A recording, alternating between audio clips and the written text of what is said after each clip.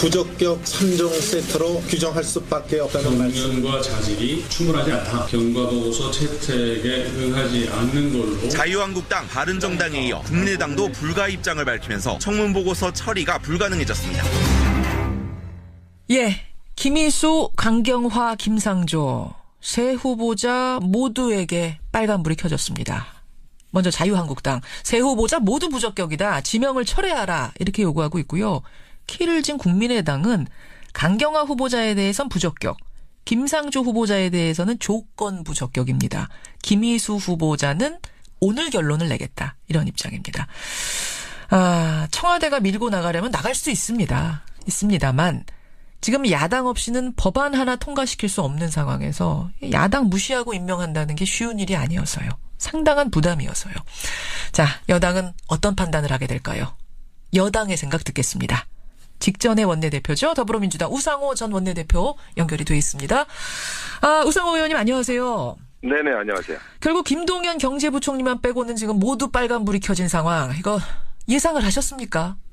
전혀 의외의 그냥 상황으로 흘러가고 있는 것이죠. 그러니까 정권 초기에 그 야당이 이렇게까지 그 인사에 대해서 발목을 잡을 거라고는 생각을 못했죠. 이렇게까지일 줄은 몰랐다.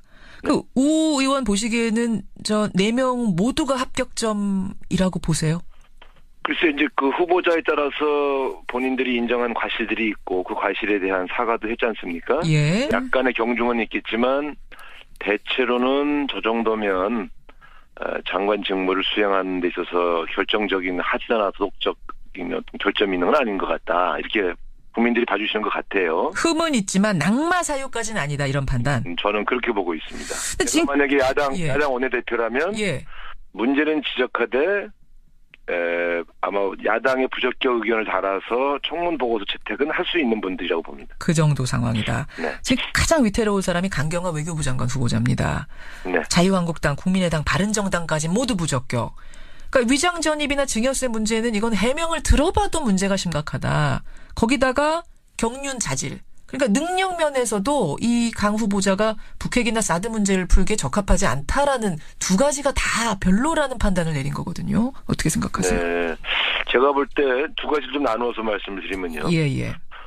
몇 가지의 그 과실은 좀 보입니다. 도덕적인 부분. 그렇죠. 그 부분에 대해서 이제 위장전입 문제나 뭐 한두 가지 문제는 제가 볼 때는 흠결이 있어 보이긴 하나 예. 그 도덕적인 문제에 있어서 과거의 잣대로 볼 때 크게 문제는 안 되겠다 이런 게 있고요. 자질과 능력 문제라면 저는 그거는 말이 안 된다고 생각합니다. 왜냐하면 유엔이라고 하는 곳이 전 세계 최고 외교관들이 모여서 경합하고 협조하는 그런 장 아닙니까? 예.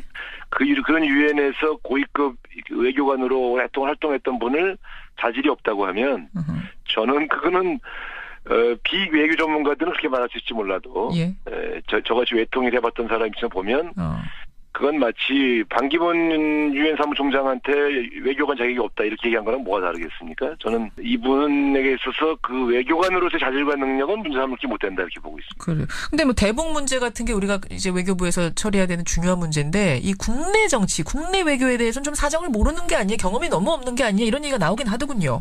일부 경험 부족은 분명히 있겠죠. 그러나 그것은 어느 외교관이 외교부 장관을 맡아도 자기의 주 전문 분야라는 것은 원래 다 다르기 때문에 어떻게 그러한 외교적 전문가들을 조화롭게 통솔할 것이냐는 리더십을 봐야지 어떤 특정 분야의 전문성만 들여다본다면 그건 적절한 자질평가 방식은 아니라고 봅니다. 그럼 유엔에서 했던 경험들을 미루어 봤을 때 안 해본 분야도 아마 잘 해낼 수 있을 거다. 그 정도 능력이 된다라고 우 의원은 보신다는 겁니다. 저는 뭐 충분히 자격이 된다고 보고 있습니다. 그럼 민주당은 강경화 후보자 적격이다. 청와대 임명 절차 그냥 뭐 지원하는 쪽으로 방향 잡으신 거예요?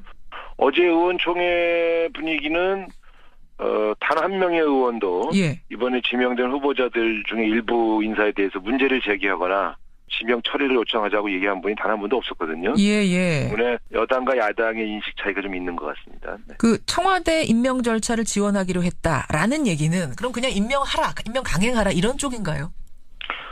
임명을 강행하라고 말한 분은 또 안 계세요. 그러니까 최대한 야당의 이해를 구하자 이 정도가 저희 스탠스라고 보면 되고요. 제가 볼 때 지금 야당들 스탠스는 제가 볼 때 조금 이해가 안 갑니다. 이해가 안 가세요? 네. 왜냐하면 정말 딱 한 명만 낭만시키겠다 이런 입장이라면 그 초기에 이낙연 총리 후보자에 대해서는 협조를 해줬어야죠. 그런데 예. 지금 인사를 발표하면 발표할 때마다 지금 발목을 잡고 있거든요. 예. 단 한 명 흔쾌한 적이 없지 않습니까? 그렇죠. 그 점에서 제가 볼 땐 너무 초기에 야당의 그 존재를 드러내야 한다고 하는 강박증에 사로잡힌 게 아니냐. 야당이 존재감 강박증에 사로잡혀서 이러는 거 아니냐? 그렇게 봅니다. 그렇지 않고서야 예. 이낙연 지사부터 김희수, 김상주, 강경화에 이르기까지 초반에 발표한 인사 전체를 문제 삼는 거는 제가 볼 땐 이해가 잘 가지 않죠. 근데 지금 빌미를 준 측면도 있다는 지적이 많아요. 무슨 말인 거 아니? 위장 전입이니 증여세 탈루니 뭐 이런 문제들 대통령의 5대 원칙으로 나는 공직자에서 그런 사람들 배제하겠다라고 공약을 분명히 했었던 것. 발목 잡힐 빌미를 준 거 아니냐? 네. 그러니까 이런 거죠. 그렇다면 그 5대 기준을 제시하고 그것을 제대로 지키지 못한 측면들을 강하게 공박을 해야지. 예. 그것 때문에 사람에 대한 인준 혹은 인사청문 보고서 채택 자체를 반대하는 것은 저는 잘못된 스탠스라고 보는 거죠. 솔직한 말로 자유한국당 같은 경우는 예.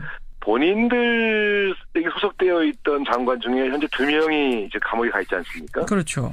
지금 전혀 자신들의 기준으로 보더라도 앞뒤가 맞지 않는 주장을 하고 있는 겁니다. 따라서 국민들이 그것을 동의하고 예. 저것은 야당 말이 맞다 이렇게 하기에는 본인들의 정당성조차 잘 지켜지지 않고 있는 거죠. 민주당의 오재세 의원도 그런 말씀하셨더라고요. 그 공약은 완전히 잘못된 공약이었다. 이런 이제 반성의 얘기도 하셨던데 지금 내부에서 그런 얘기가 좀 나와요.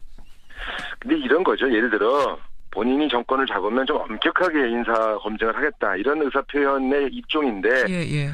경중을 가리지 않고 무조건 이제 말하자면 제외한다는 것처럼 이렇게 표현된 것은 제가 봐도 좀 과도했다고 봅니다. 다만 이번 인사를 통해서 예. 이제는 그렇게 할 수 없다는 것을 지금 뭐 대통령도 인정하신 거 아니겠어요? 그러니까 그런 점에 대해서 여야가 그래서 새로운 기준을 만들어 달라 이렇게 부탁까지 하신 거니까. 알겠습니다. 그 점에 대해서는 여야 대화가 필요하다고 봅니다. 네. 자, 강경화 후보자 그렇고 또 한 명이 이제 김상조 공정거래위원장 후보자인데 여기는 자유한국당은 안 된다는 거고 국민의당은 조건을 걸었어요. 뭐냐면 부인의 학교 채용 특혜 의혹에 대해서 감사 청구하고 검찰 고발을 상임위가 의뢰를 해라. 그러면 우리가 보고서 채택해 주겠다.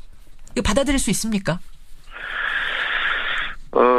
그건 조건을 걸어서 찬성한 것처럼 보이지만 그 조건 자체가 무리하기 때문에 사실 반대죠, 그건. 네. 결국은 지킬 수 없는 조건이라고 보세요. 그렇죠. 만약에 감사원 감사 청구까지 하고 고발까지 그럴 분이면 낙마시키라는 요구죠. 어떻게 여당이 장관을 임명하면서 그 장관에 관련된 사람들을 고발할 수 있겠습니까? 아니 근데 뭐 지킬 수 없다고 생각하지 마시고 검찰 고발했는데 문제 없으면 문제 없는 거 아닙니까? 너무 단순한 얘기인가요? 그 대통령이 임명한 인사를 여당이 고발하는 이런 모습을 보였을 때 그게 과연 청와대와 당 사이에 인사 잡음으로 안 갈까요? 제가 볼 때는 그렇게 간격을 버리려는 일종의 그 이간술책이죠. 이간질. 네, 제가 볼 땐 감사원 감사 청구라든가 검찰 고발이라는 것은 결국 야당이 주장한 의혹을 자기 스스로 입증을 못했기 때문에 수사기관이나 여러 가지 권력 감찰기관에게 그 자신들이 야당의 주장이 입증될 때까지 조사하도록 강제하자 이런 아이디어 아닙니까? 그렇죠. 근데 저는 그 야당 의원들이 밝혀냈어야지. 자신들이 못 밝혀낸 걸 저희 사법기관이나에다가 그 조사를 시켜라. 그러면 이건 여기서 끝내지 않고 계속 쟁점을 삼겠다는 뜻인데 저는 다른 사람은 몰라도 김상조 후보자에 대해서 야당들이 문제 얘기하는 건 저는 솔직히 납득이 잘 안 갑니다. 차라리 반대면 반대라고 솔직하게 얘기하지. 이게 지금 무슨 이제 이간 술책이냐 지금 그런 말씀을 하셨어요. 무슨 짓이냐까지 아니어도 저렇게 접근할 때는 저게 무슨 생각을 하고 하는지 왜 모르겠어요. 저도 야당 원내대표 해본 사람 아닙니까? 그러면 결국은 강경화 후보자, 김상조 후보자 둘 다 자유한국당 국민의당이 다 비토놓은 거라고 판단을 하시는 건데 이 상황에서 어떻게 합니까? 물론 밀고 나갈 수는 있습니다. 김희수 후보자 빼고는 대통령이 뭐 원하면 얼마든지 밀고 나갈 수는 있는데 그렇게 해서 협치가 깨지게 되면 지금 뭐 추경이니 정부조직법 개편안이니 이거 다 걸리는 문제여서요. 이런 경우에는 저는 정도로 가야 한다고 봅니다. 정도? 네.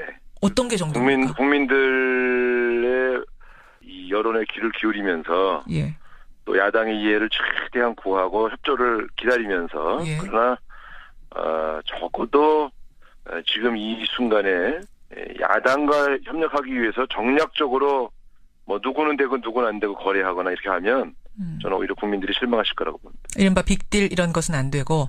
절대 안 됩니다. 아니 정도로 가다가 지금 이 장관 언제 임명합니까? 강경화 후보자 같은 경우는 사실 외교부 장관 한미 정상회담 앞두고 할 일이 많은데 이 정상회담 할 수는 있는 건지 제 모르겠어요. 말씀은 그 문제에 대해서는 역시 국민의 판단을 구하는 게 맞다고 봅니다. 역시 국민 야당이 예.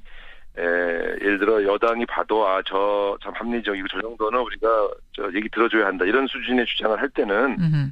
다소 국정 운영에 무리가 있어도 협치를 위해서 양보를 해야 되겠지만 예.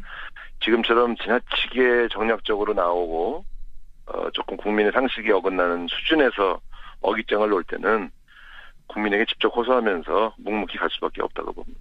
강행은 아니라고 보시는 거고 대국민 호소 아마 그렇게 하다 보면은 국민 여론에 의해서 야당도 움직이지 않겠는가 그걸 기대해봐야 된다 이 말씀이시죠. 저는 그렇게 접근하는 것이 맞다고 봅니다. 시간이 좀 걸려도. 네, 그렇습니다. 알겠습니다. 여기까지 오늘 말씀 확인하도록 하죠. 우상호 의원님 고맙습니다. 네, 감사합니다. 더불어민주당 우상호 전 원내대표였습니다.